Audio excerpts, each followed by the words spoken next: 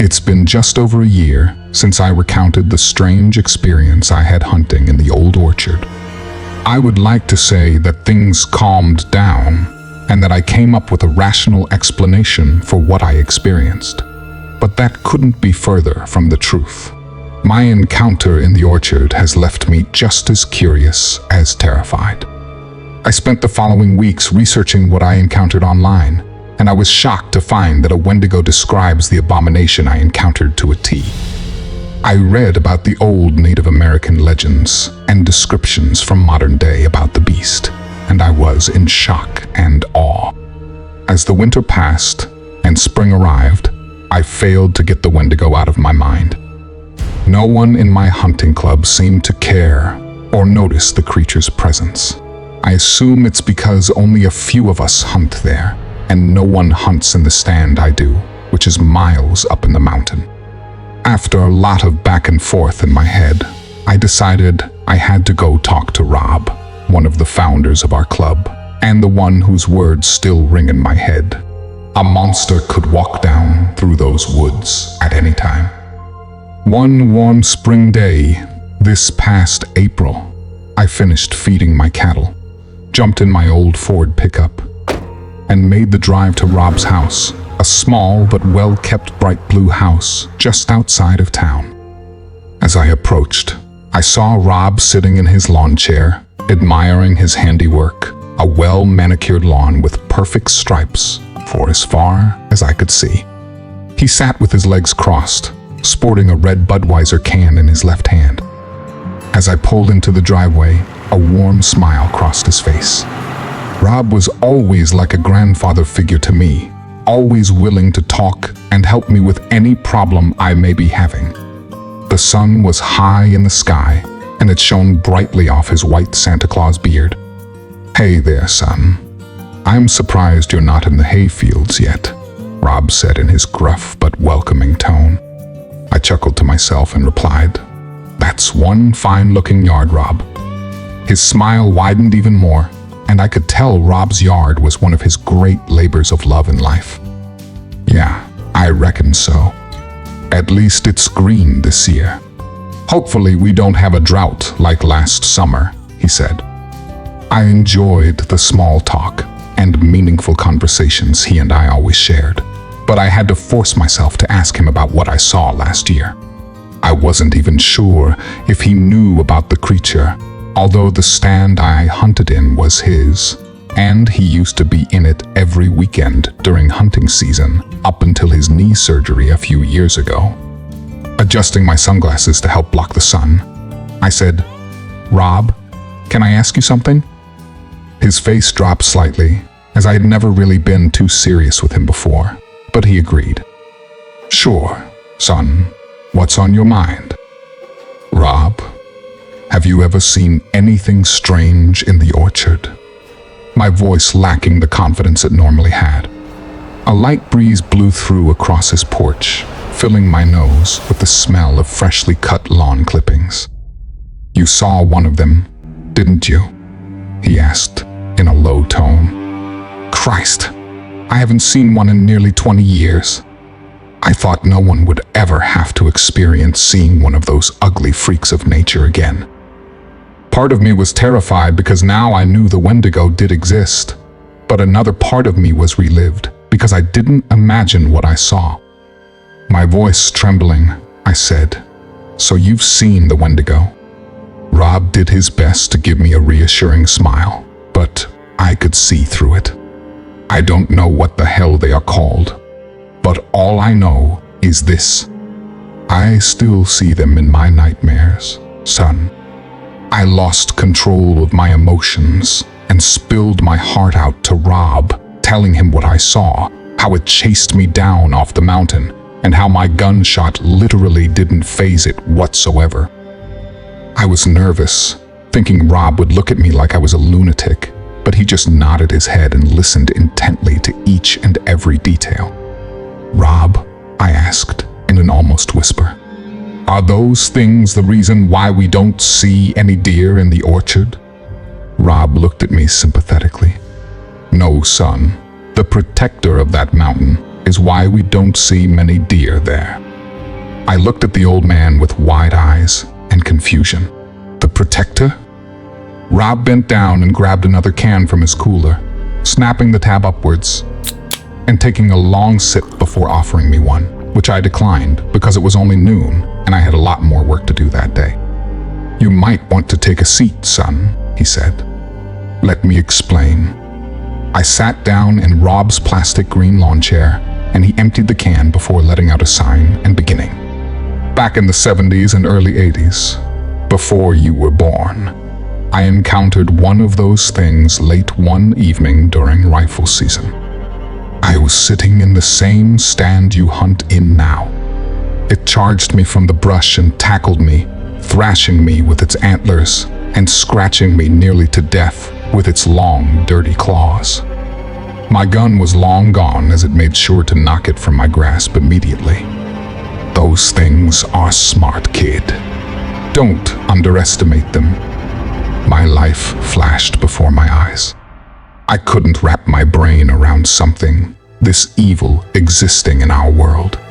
But before the creature could take me out for good, a loud roar echoed from the forest above us. A roar that made my heart pound and teeth chatter. With what little strength I had left, I turned my head to see the biggest black bear I've ever seen in my life charging towards us. The Wendigo, as you call it, barely had enough time to react before the bear pounced on it and tore it limb from limb. Now, son, I've seen some 400 to 500 pound bears in my day, but this one was way bigger than that. As impossible as it may seem, I swear on my mom's grave that its eyes were blood red and his teeth were 3 times as long and sharp as the average bear. It didn't escape unscathed, though. The creature managed to bite and claw the bear to the point where I thought it would surely die from blood loss, but he never quit. He wouldn't quit on me. Finally, the bear put his massive paw on the creature's chest, bit down on its neck, and tore its head from its body. Black blood shot across the ground and through the air like a geyser. I almost vomited at the sight and smell of it. After I regained my composure and my breathing relaxed, I looked the bear dead in the eyes and said thank you. It nodded its massive head before dragging the lifeless creature up into the national park and disappearing from sight. He's the reason we don't see any deer, I'm guessing. To be as big as he is, he's got to eat damn near everything that moves. But I owe him my life, kid. I wouldn't be standing here today if it wasn't for him. I call him Big Grim. My eyes had to be as big as dinner plates. I didn't know what to say or think. I looked for any indication that Rob was fucking around with me, but his normally bright demeanor was stoic and somber. I muttered, "Rob, if you know those things exist, why the hell do you help me convince the club members to renew the lease there?" Rob was silent for a moment before speaking. "To protect him and his home," he simply said. At this point, my nerves were beyond shot, and I gestured towards the old retro cooler by Rob's side. He handed me a beer, and we drank in silence for a while before he cleared his throat and spoke again. "He saved my life, son. And thanks to you and a couple other guys in the club, that land is protected and treated with respect. Big Grim saved my life, and the only way I know to protect him is to keep the land in our hands, not let a bunch of worthless poachers come in and wipe him out." Rob let out a sigh before bowing his head. "The only thing that worries me is that those things are back. They are bloodthirsty and seemingly running those hills again. Big Grim has to be old, or maybe even dead by now. That was a long time ago, son. Good things always come to an end. If he's not there anymore, it isn't safe to set foot in those woods." I finished off my beer and asked Rob, "Did you ever see him after your encounter with the Wendigo?" He smiled slightly, like he was lost reminiscing about better days. "Yeah, I would occasionally see him watching me from the park boundary. He never approached me, but it was almost like he was watching over me. Yeah, somehow, even after experiencing what I did, I felt safer in those woods than in my own home. But I haven't seen him in 10 years or more, ever since my old bones gave out. I couldn't hike up to that stand now if my life depended on it. That's your stand now, son. Take care of it and enjoy it.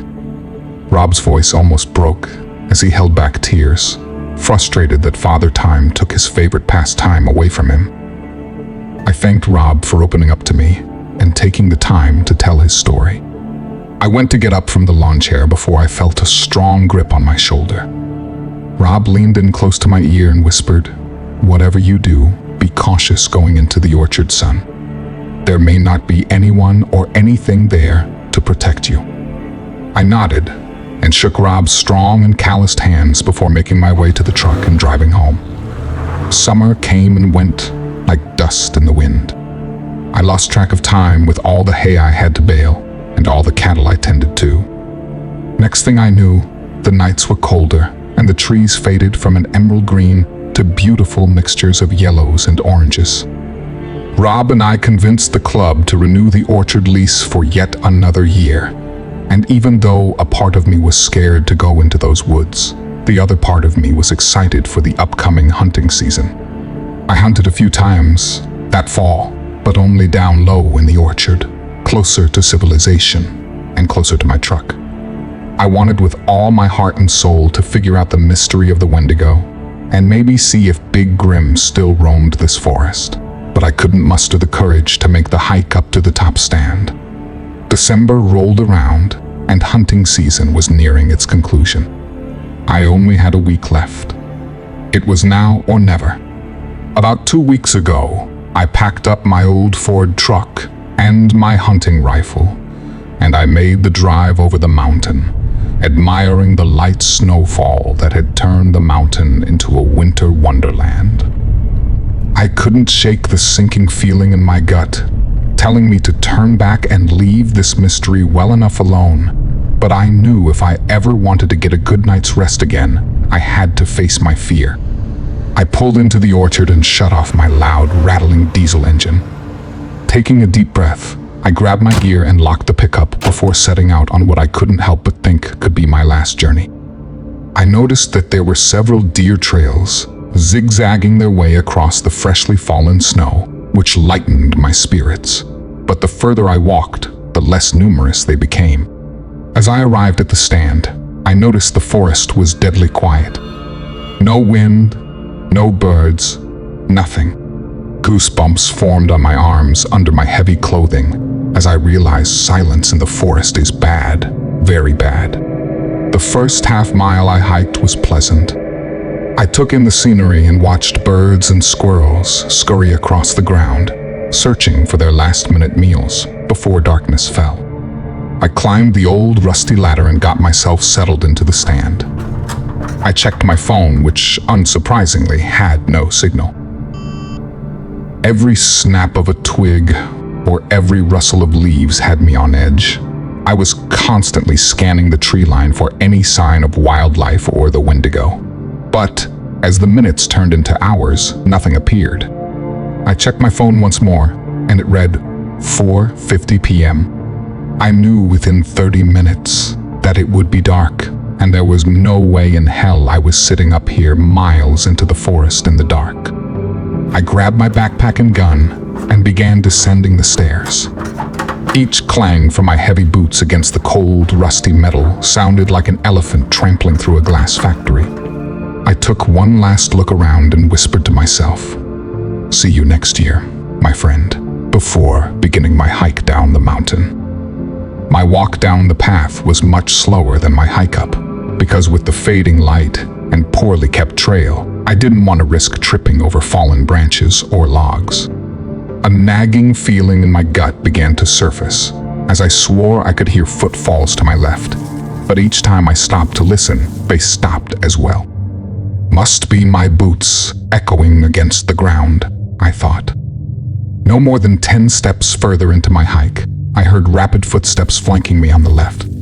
Just as I turned to investigate, I was knocked backward at least 20 feet, my back slamming hard against an uprooted tree, knocking the wind out of me. My gun slipping from my shoulder and rolling down the hill several feet away. My eyes fluttered open just in time to see a hulking, slender figure slinking towards me in the last rays of sunlight. I was more than lucky last time to escape with my life, and I go and do this. The Wendigo chuckled to itself in the nastiest, most guttural tone I've ever heard before, getting down on all fours and slowly stalking towards me. Those empty, dark eye sockets looking straight into my soul, and that deer skull cocked sideways, staring at me. This is it. I thought, how could I be so stupid for returning here? I attempted to scramble backwards, but my dislocated shoulder wouldn't allow me to put any weight on it, and all I could do was gasp in pain and watch the horrible abomination that had haunted my dreams take my life away from me.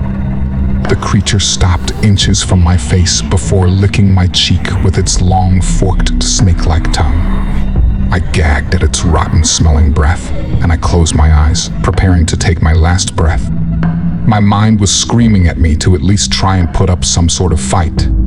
If I was going to die at the hands of this monstrosity, I wanted to go out guns blazing. I was finally broken from my trance. With a wince of pain, I pushed down with my hands and landed a hard kick under the creature's lower jaw with my boot, causing the creature to hiss in a loud, raspy tone. I put all my body weight on my good arm and landed a few good kicks to the creature's torso before scrambling backwards the best I could and using the fallen tree as a crutch to help me stand. The Wendigo's vacant eyes seemed to burn with hatred at me, although they lacked pupils. My mind was slowly reverting back to all the research I had done on the creature the last year, and I remembered. Fire was the best way to kill a Wendigo, or at least keep it at bay and maybe, by some chance, help me escape. My backpack was laying beside me just a few feet, and I dove for it, my hands shaking trying to open the zipper. Unfortunately for me, Rob was absolutely correct when he said these creatures were incredibly smart, as if it knew I had a trick up my sleeve. The monster grabbed my left arm and dug its long, dirty claws into my forearm, causing me to grunt loudly in pain. Blood trickled out from each puncture wound like a leaky kitchen faucet. My hands trying desperately to turn the plastic knob, releasing just enough gas to spark the torch. My right hand clutching the small propane torch I had stashed in my pack. I pulled it out and swung as hard as I could, connecting with the creature's temple. This time, the Wendigo recoiled for a second, whether due to the pain of my blow to its head or the fact it associated the item with fire. I'm not sure. This is how it ends, I thought to myself, as the creature pinned me down and got nose to nose with me before doing something that paralyzed me. As I was about to pull the trigger to ignite it, the Wendigo roared in anger and knocked the torch from my grasp. I heard it rolling across the forest floor before making a loud clang as it landed against my gun, feet away from me and sadly out of my reach. It spoke in Rob's gruff voice. Not an exact match, but close enough for me to recognize it. A monster could walk down anytime, son. It snickered.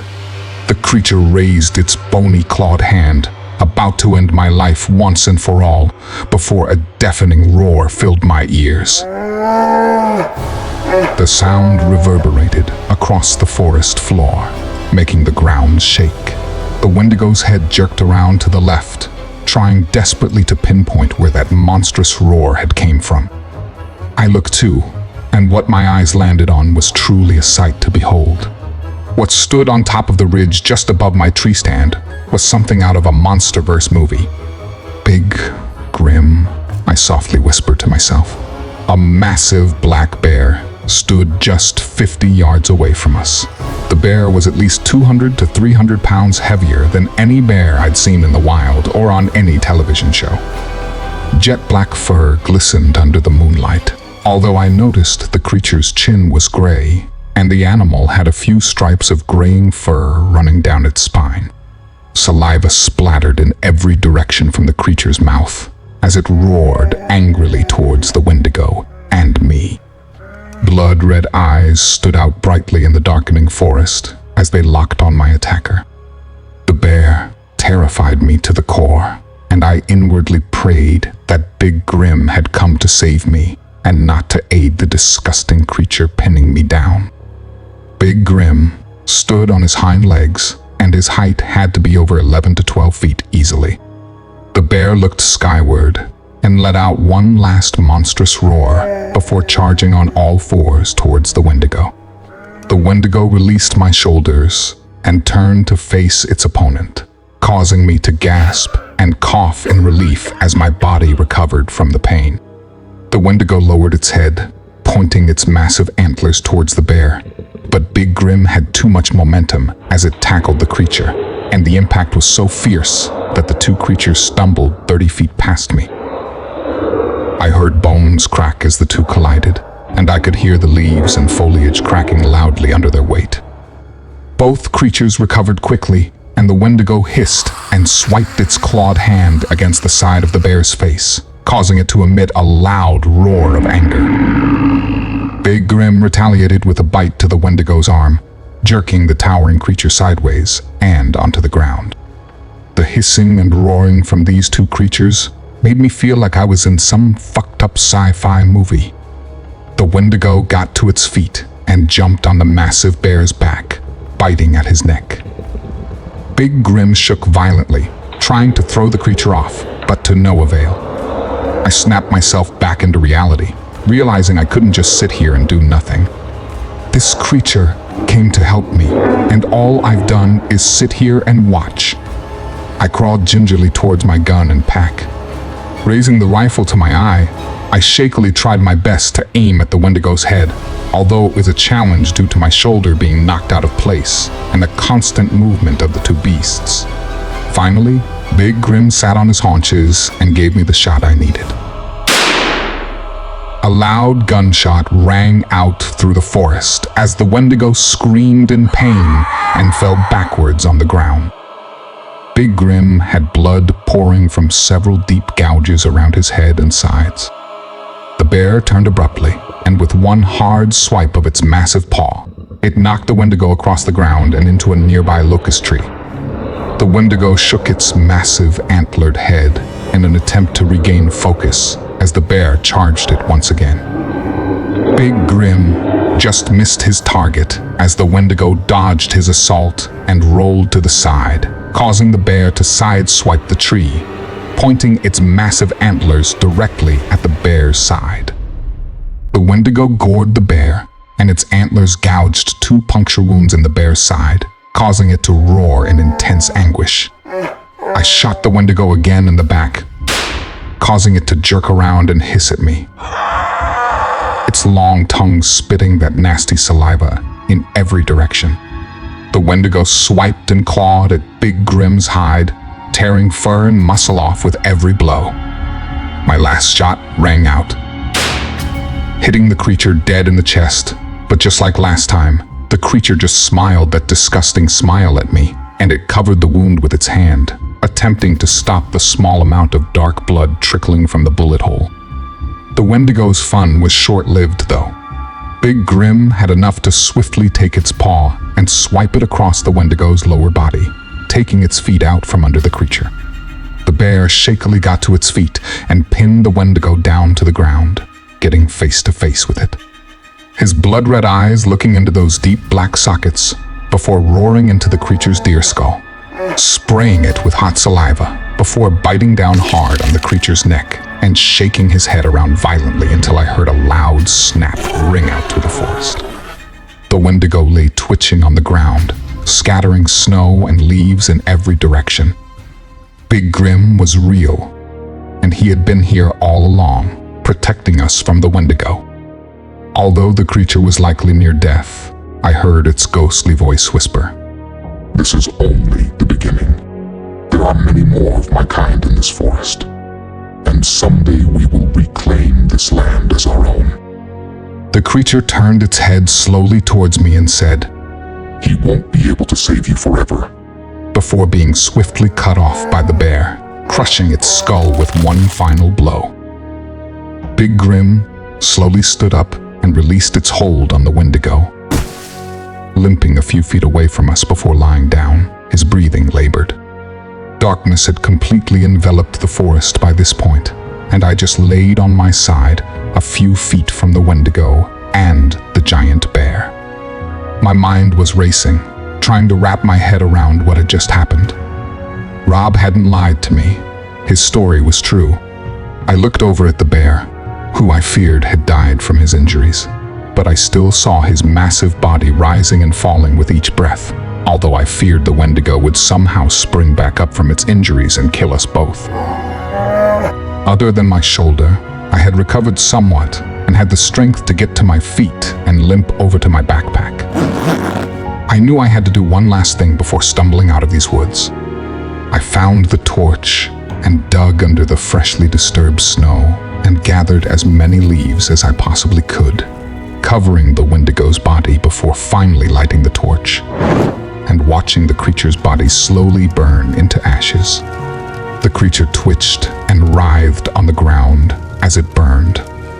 Big Grim noticed what I was doing and got to his feet. I couldn't tell if the creature was happy or angry at my action, due to the fact that his gaze was always menacing with those red eyes and huge set of teeth. The massive bear looked down at the burning monster and snarled, saliva dripping from his mouth, almost enjoying the sight of this evil creature suffering. The smell from the burning creature was enough to make me vomit, but I covered my mouth and nose long enough until the creature was nothing more than a pile of ashes. I placed the torch back in my back and removed my flashlight from the front pouch. Shining it towards the bear, I noticed he had made his way a few feet away from me, walking slowly in the direction of the park. I said wearily, "Thank you." The bear stopped mid-stride and twisted back around before nodding at me and walking back into the darkness. Deep down, I knew Big Grim was getting older and his wounds would take longer to heal, but I prayed that in time he would recover. I watched him walk back to the park line, and just before he was out of sight, he stopped, rose onto 2 feet, and let out one last deafening roar into the dark winter sky before disappearing. I slung my rifle over my shoulder and limped the few miles back to my old pickup truck. After a few tries, I finally got the angry old diesel truck started and made my way back across the mountain and back to my farm. A few weeks have passed, and my wounds have mostly healed. My shoulder is finally back in place, and my life is seemingly back to normal.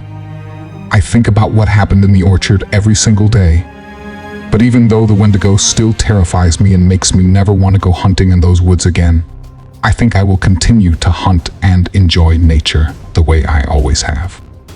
Nature has the power to restore balance, and I believe Big Grim is that power. The only thing that still haunts my dreams at night is what the Wendigo said. He can't save you forever. If you enjoyed this video, don't forget to like and subscribe to Descent into the Unknown for more terrifying stories.